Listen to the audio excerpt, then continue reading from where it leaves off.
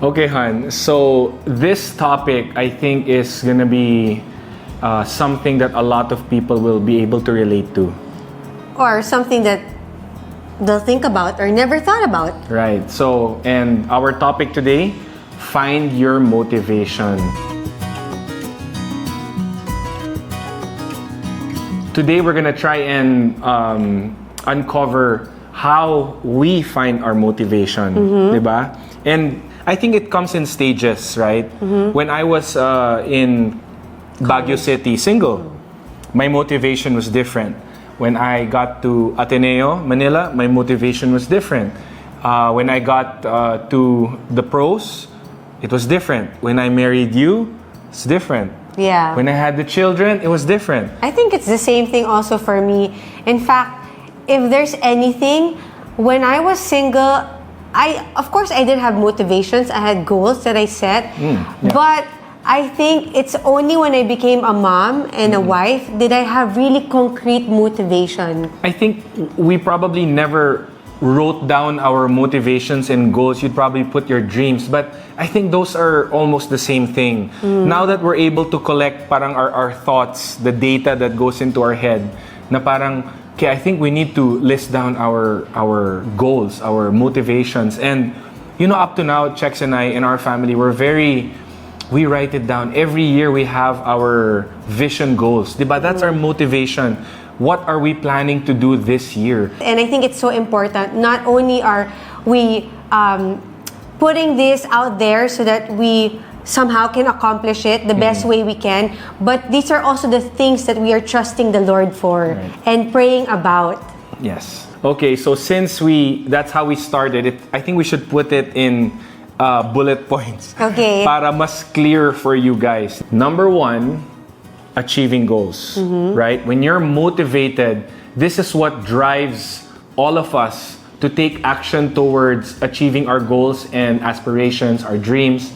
And you know, without this motivation, we may lack the energy, the focus, or even the determination needed to pursue our dreams, right? So we need to lay it out. What are our goals? Obviously, we're all driven by different things, and we will share later on what has been driving all of our motivations, okay? So, when I married you, suddenly my goals and aspirations were secondary to how I want to take care of you and then the kids. It changed. It changes. Obviously, if I achieve something, we're included now in the equation. Yes. Yeah. But you know, that growth that I have individually and taking care of you and the children, that's really a big part of my motivation. But I'm sure if I was just lounging around at home, not doing anything, not making time, even though I'm taking care of you guys, parang there's a disconnect, right? So goals come in different stages. So for me, it was that.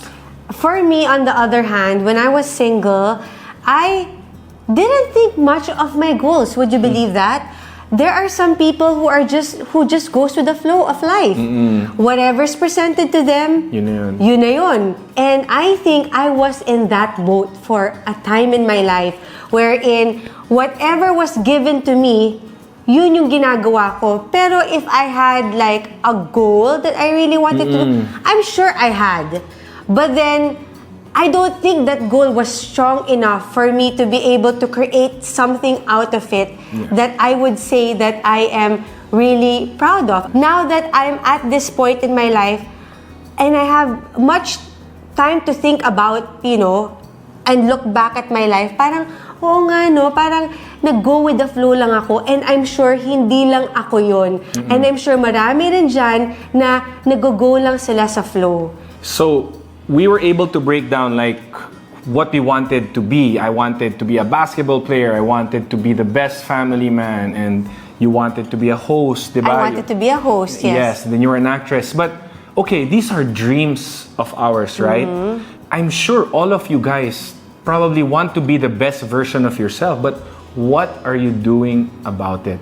The steps, right? So motivation helps us to have a positive attitude and outlook, which can improve our overall well-being, meaning there will be challenges that will come. Of And course. your positive outlook will help propel you over those challenges and all of that obstacles that you go through. You know, I read somewhere that people always set goals, but there are a lot of people who don't get to their goal because they like the idea of the goal, but the process to getting the goal, they forget to take into consideration. Syempre, for you to get to your goal, dapat meron kang habits, good habits dyan. And then I was able to read also this saying. It said, motivation is what gets you started. Okay. Habit is what keeps you going. This is by... He's an athlete. His name is Jim. Okay. Ryan. Jim Ryan. Yeah. Yeah, and I really like that, diba? Again, motivation is what gets you started. But you know what? You could say that the start might be the easiest part. It's sustaining and finishing. Yes. Right? Oh my gosh, So, yeah. habit is what keeps you going. And I might tweak that a bit. Good habits is what keep you going. Of course. So, me, when I wanted to achieve my goals of being in the PBA, for example, do you think by practicing 2 times a week is gonna get me there? Do you think by being on time only? If you're on time, you're late. That's my mentality. If you're on time, you're late. I wanted to be earlier than everyone. I realized my strengths, my weaknesses. I understood that I'm not the fastest, I'm not the tallest. I'm 6'5", but there are guys that are 6'9". I need to compensate with something. So I need my hard work to come in, my positive attitude, my hard-working attitude, right? And these are the things that will help me push me forward during the times that I'm not playing well or I'm not being given minutes, diba? Yeah. You have to break it down in steps on how you will attain those goals. Yeah. And you know, I really like your point of view and your attitude towards these things. Kasi when you were dating in college, I saw already those positive attitudes of yours. Even if there were times that, you know, you would be disheartened kasi hindi ka nilalaro, but it didn't stop you from trying hard. And me naman, I'll go to my, my, how I was before. So, I would see like other people, that's when the comparison comes in. Because alam mo, that's human nature eh. Minsan, it's easier to look at what other people are achieving eh. Yeah. And then you'll say, bakit naman sila ina-achieve nila yon? Eh ako naman, nagta-try hard din ako. Pero sa totoo nun, pag nakita mo kung ano yung ginagawa nila for them to get there, makikita mo rin kung ano yung hindi mo ginagawa na kaya sila nandoon. At ikaw nandito ka pa rin. Yeah. 'Di ba? So for me, parang I realize na sometimes the fault is in us because gusto natin makita yung glorification na, yung glory days na natin, pero ayaw natin isipin yung process, yung progress for us to get there. And I think there was a time there in my life wherein I liked the idea, but I didn't like to create the good habits to it. Yeah. So, it really had to take a lot of maturity for me to understand that for me to get there, I have to endure the process. Yeah. Endure is kahit mahirap, nakaka-dishearten, dun pa rin ako na gusto kong ma-achieve yung gusto kong i-achieve. So, it's important to always maintain a positive attitude and keep pushing. Yeah. But I think, again, I would like to reiterate and stress on create your healthy habits. Yes. While you stay motivated to get to that goal of yours. Because nothing in life ever comes easy. Everything always has a challenge.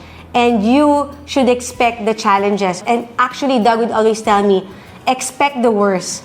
Because Hope for the best, expect the worst. Yeah, because me, I'm always positive. Okay yan, kaya yan. Ganyan. Sabi ni Doug sa akin, don't get your hopes high para hindi ka masaktan. No matter what field you are in, you are going to face challenges. So expect that. Find solutions and break it down on how you can get out of it, okay? But you know the most important, and we can't leave this out. So, no matter what my goal was when I was single, when I got married, when I was a father, I think the most important talaga is to have a purpose-driven life. I love Diba? that. So finding our motivation can help us to live a more fulfilling and purposeful life. When we have a clear sense of what we want to achieve and why, we are more likely to feel a sense of purpose and direction of our lives. And we need to refer to a book that we've read. Oh yeah. Yes, okay. We've done it we've done it when you were single. Yes. We've done it as a couple. We've also done this with our kids. Yes. And it's, like I said, the most important is a purpose-driven life. So, remember earlier I was telling you, honey, when I was still single, parang wala akong concrete motivation. And looking back now, yes, maybe I have my goals, pero siguro yung purpose ko, hindi naging clear sa akin. What does God want me to do? And I think, di ba I told you, I was able to figure that out when I became a wife and a mom. Everything became so clear to me. Parang na-realize ko na, oh my goodness, I have a purpose in this life. I have a purpose in raising my children. I have a purpose to being the best wife I can be so that my children can grow up in a good home. Yeah. And honestly guys, everything fell into place. Yung focus ko as a mom and as a homemaker, it opened doors for me and opportunities because I was able to meet fellow moms and it opened doors wherein I started having my own business. It was all directed into motherhood and children. So, parang talaga nagka-purpose yung buhay ko. Na-realize ko na this is my why. The Lord put me here in this world so that I can raise good kids. I can give these kids a good home, a good family. And that became my motivation. Without me, really knowing na yun pala yung nag-lack sa akin nung single ako, never ko tinanong si Lord, Lord, what do you want me to do? What is my purpose here in this life? How do you want me to serve you better, even in my own home? Yes. So, I like that, Han. And you found that purpose because you realized that that's a blessing from God. Yes. Right? So, if there were 3 points to ponder on in the purpose-driven life, the book, because our end point is having a purpose-driven life. That your purpose, your why. Why are you doing this? Why are you pursuing this? All of that falls into place. So number 1, we were all created for a purpose. You're created for a purpose. You're created for a purpose. Now, what is that purpose for? Right? And according to the book, every person was created by God for a specific purpose, a unique purpose. The purpose is unique to each individual. You, me, everyone, right? And it's not something that can be discovered through worldly pursuits. And I love that because sometimes when our goals are not aligned with God's will, our disappointments will come in. When you find your purpose, and for me, I can attest that when I became a husband, when I became a father, my goals and my vision and my dreams, parang it got narrowed down to me wanting to leave a legacy for the children, to be the best husband to you, and I wanted to be the best example for all of you guys. And how can I do that? It's all because I opened my Bible and decided to live a purposeful life according to God's standards. I'm bound for failure. Right? I'm not perfect. I need God's grace. But still, I strive to be the best version of myself. And I need to be the best because I value you. I value my kids. I value the home that He's given us, the platforms, Facebook, social media, whatever it may be.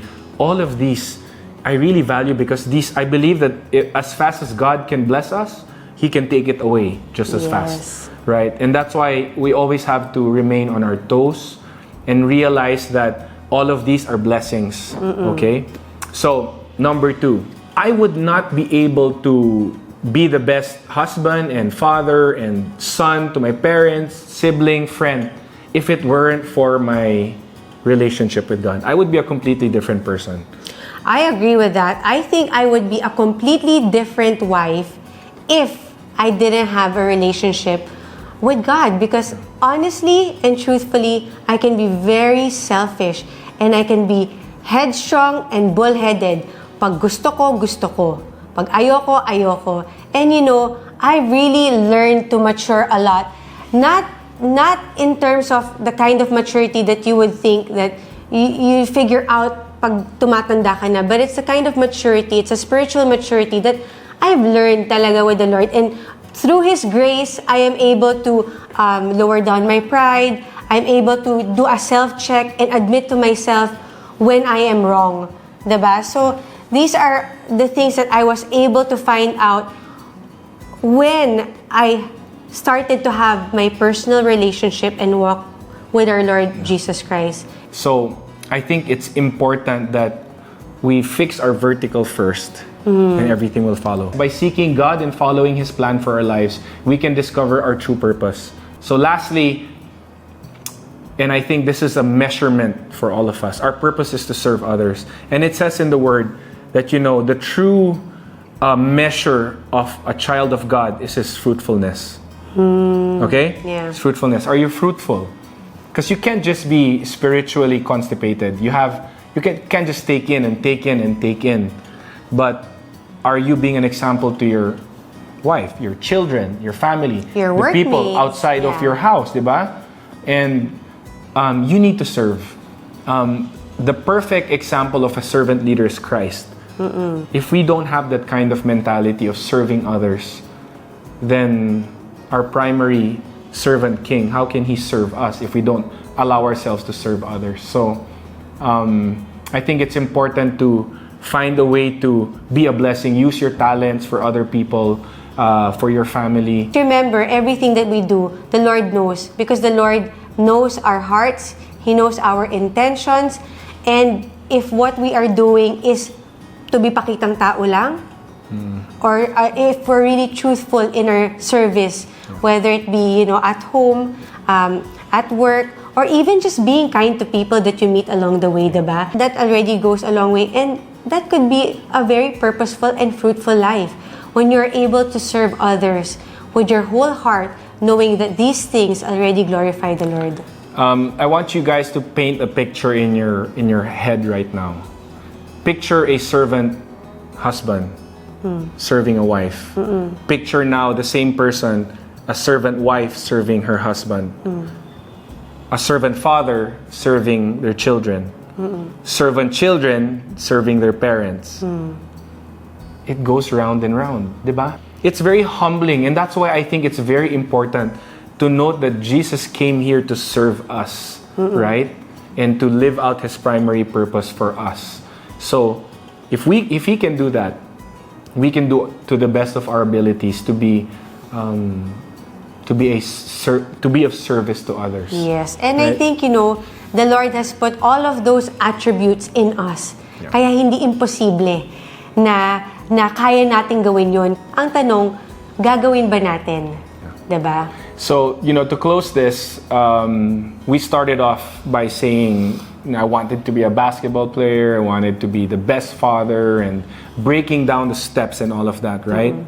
But if you were to ask me what is my primary motivation, it's to please God. Because no matter where you place me, fatherhood, husband, studying, or whatever it may be, my primary purpose and my motivation is to please the Lord. Yes, Okay. and that should be talagang the goal. Yes. So I hope that despite this video being a bit longer, I hope that there's a lot of takeaways for you guys, and we would love to hear also your motivations as an individual, as a couple, and see all of your vantage points. Yes. Right? So thank you for watching another episode of Family Matters.